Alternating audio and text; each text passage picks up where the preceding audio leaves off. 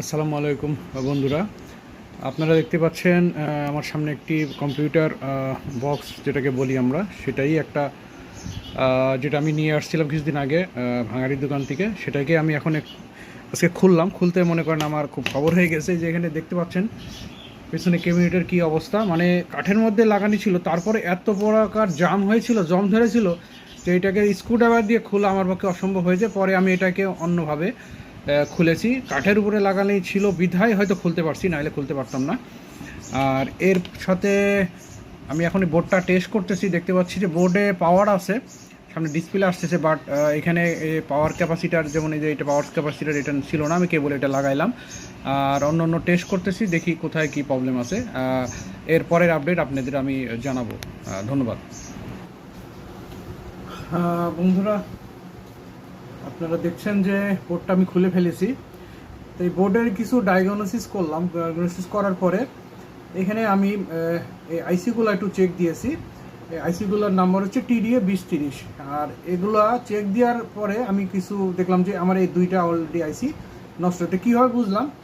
আমি মাল্টিমিটার নিয়েছি। মাল্টিমিটার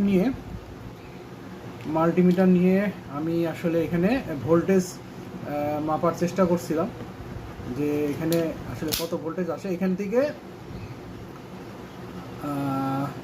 আমি এখানে নিয়ে নিয়েছি মাল্টিমিটার। নেওয়ার পরে এখান থেকে এই যে দুটো ক্যাপাসিটার লাগানো আছে, ফিল্টার ক্যাপাসিটার বলে। এখান থেকে কারেন্টটা, এখান থেকে এসি কারেন্ট ফিল্টারে ডিসিতে বের হয়। তো এখান থেকে আমি গ্রাউন্ডটা, এই যেটা হচ্ছে গ্রাউন্ড, দুটো ক্যাপাসিটার এই গ্রাউন্ড থেকে আমি যখন এই যে আউটপুটটা নিতেছি, তখন এখানে আপনার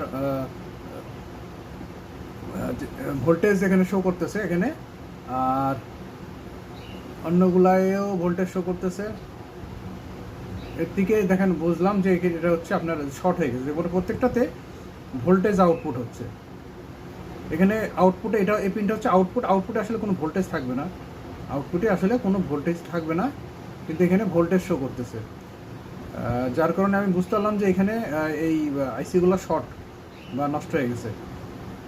এখন এগুলো রিপ্লেস করে আপনার সামনে নিয়ে আসি, দেখি আপনারা বুঝতে পারেন কিনা বা এটা কীভাবে রিপেয়ার করে। তো এই আইসিতে এই যে পিনটা, এটা হচ্ছে আউটপুটে যদি কোনো ভোল্টেজ শো করে, তাহলে সেটা হচ্ছে মনে করতে হবে যে আইসিটা নষ্ট হয়ে গেছে। হ্যাঁ, অতএব আমি এটা রিপ্লেস করে তারপরে এই আপনাদের সামনে আবার নিয়ে আসতেছি।